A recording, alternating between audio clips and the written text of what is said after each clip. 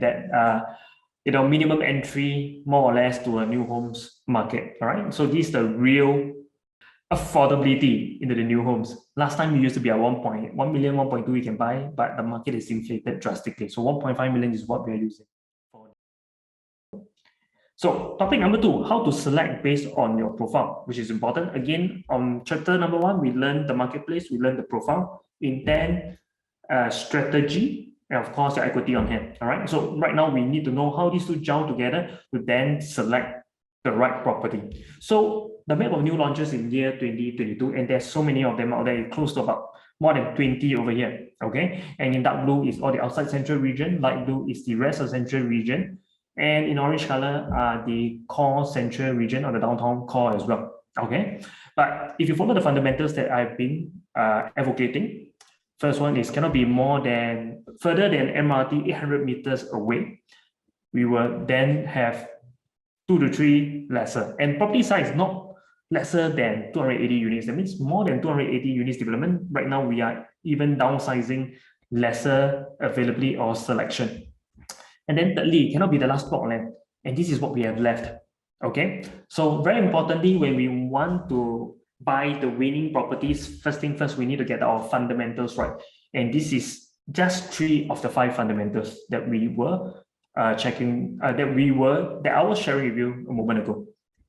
So we learned that this is the route map for your profile. Okay, we need to know these 3 factors. And then what if you are someone that is buying for stay with good paper value gain? All right, and what kind of profile do you fall under? Usually it's young single, or you've got young couples with no children. Okay. And of course, the equity on hand may be maximum 1.5 million. Okay. Last time 1.5 million can buy you a 2+ study, correct? Now, today 1.5 million can probably only buy you a 2-bedder maximum, or rather in very good locations, we are talking about only probably 1+ study maximum for you. Okay. And the next profile we're talking about is small family. That means a couple with a young children with double income. We're talking about a budget of around 1.7 to 2.2 million. And what if you are at another so-called intent, your intent of purchasing this property is to cash in and out in the shortest period of time. All right. So with that intent, we also talk about another couple that falls under the 1.5 million property that they are buying their secondary property, or even they are investors buying their first property just to cash in and out. They are not even looking to move in. All right. So these people also falls under the 1.5 million budget. So with the first profile A, young single or if not young couples, and also investors buying their first or if not secondary property, what should they select? So under this category, if it's you with a 1.5 million max budget, we need to fill in this gap. Okay, so 1.5 million is right now the gap that minimum entry more or less to a new homes market. All right, so this is the real affordability into the new homes. Last time we used to be at 1 million, 1.2 we can buy, but the market is inflated drastically. So 1.5 million is what we are using for this profile. And then usually with 1.5 million in today's context, we are only able to afford the smaller units. And by nature, small units are less liquidable, correct? A lot of people buy it for rental income. So investors who buy these usually have a lower budget, and they are more focused on affordability and rental yield. So when affordability is key, integrated development actually fills in this gap that we're talking about. So how is it so? We're using 2 developments here. One is called the Centro Residences at Ang Mo Kio, which is next to Ang Mo Kio Hub, and also the Ang Mo Kio MRT train station. And the Watertown, which is an integrated development near Punggol MRT.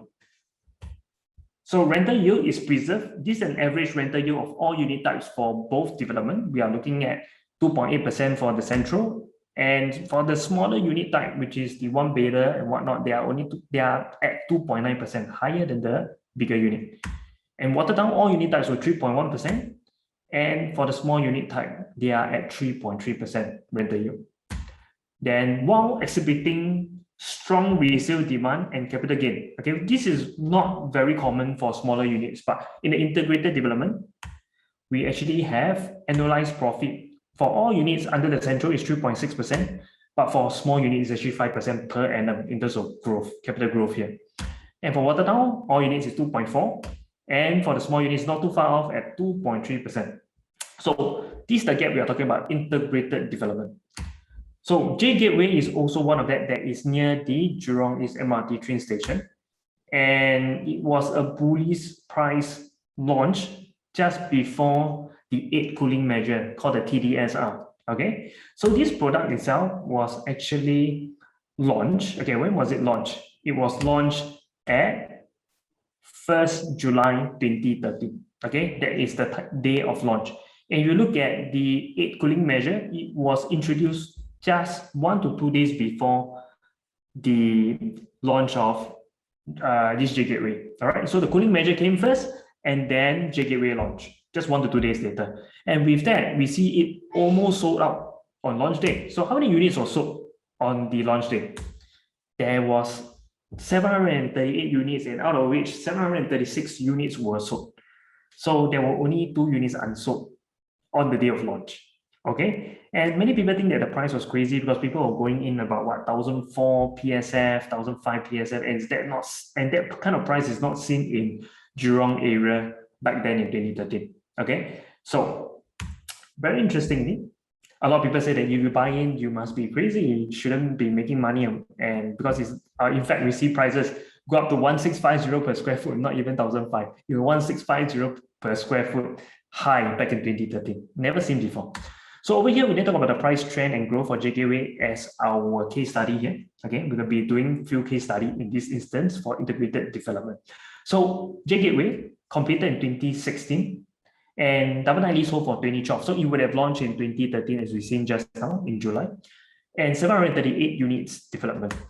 And in this instance, this is the location of J Gateway to the MRT train station. And over the last 6 months, we see that the number of rental contracts are 30 to 40 over contracts, all right? And in terms of the number of transactions here, there are about 5.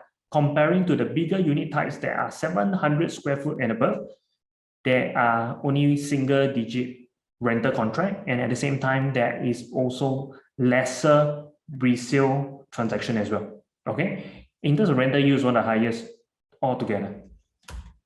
And this chart that you see here is the profitable transaction for J Gateway, and there are 65 of them that are profitable transaction, and it's lined up in sensitivity of annualized gain as the last column. So here we focus on the size, which is the smaller unit types, and right now what is being earmarked here, as you can see, or demarcated here, are sizes less than 700 square feet. And we can see that more than 70% of the first page of annualized gain actually falls within lesser than 700 square foot in size. Okay, so the smaller unit in an integrated development actually perform or outperform the bigger units type in J Gateway. And you talk about average annualized profit, all units are at 2.9%. That means all unit types on average. On the small unit, it actually got to 3.7% on average. Okay. Then when it first started, Centro Residences, which is in Ang Mo Kio, the first so-called near the integrated Ang Mo Kio hub, as well as the Ang Mo Kio MRT. This is where it's located, just next to it. It is Double Nightly sold from 2007. That means it would have launched its sales around 2009, 2010. All right, it's completed in 2014. If you look at the rental contracts here, again, the last 6 months, anything from 1,000 and below. Just to share with you, back then, 1,000, there's no one bedder. Okay, back then when Centro Residences were launched, the smallest unit type is actually a 2-bedder, and the 2-bedder is 1,000 square foot and below. Okay, so you can see how sizes string over the period of time. Since here in the 2000 series, until the 2001 series, and right now the 2020 series, correct? So what we see here, based on the last 6 months, there were about 5 transactions for anything that's lesser than 1,000 square foot in size. And then in terms of profitable transaction, there's 75 of them in the last 6 months. And these are, of course, again, by annualized gain. And anything below that 800 square foot or 900 square foot that we see here, they are more than 90% on the first page, okay? And they are 7% per annum. And average size here, we are talking about gaining an annualized growth of 3.6%, but the small unit type actually get 5%, very high. And then we talk about price trend and growth of Watertown. So Watertown, again, is an integrated development next to Punggol MRT train station. And based on its double nine lease years, it's starting from year 2011. That means it would have launched in year 2012. So completion date is 2017. And average rental analysis in the last 6 months, we see that the smallest unit of 500 to 600 square foot has 72 rental contracts done and transacted 13 units, all right? More than the bigger unit type of 600 square foot and above. And in terms of profitable transaction, there's 171 profitable transaction. And again, in sensitivity, that's where these are being lined up. For 603 square foot and below, we have about close to 40% of the unit on the first page.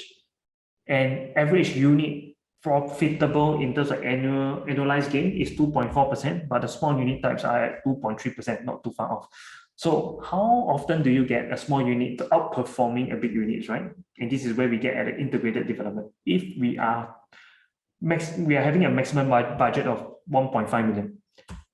So property recommendation in the upcoming marketplace, what do we have for you? Okay, if you are having that profile A, single, young couple, don't need a place to stay, or maybe just staying it because of convenience, you're going to have children anyway.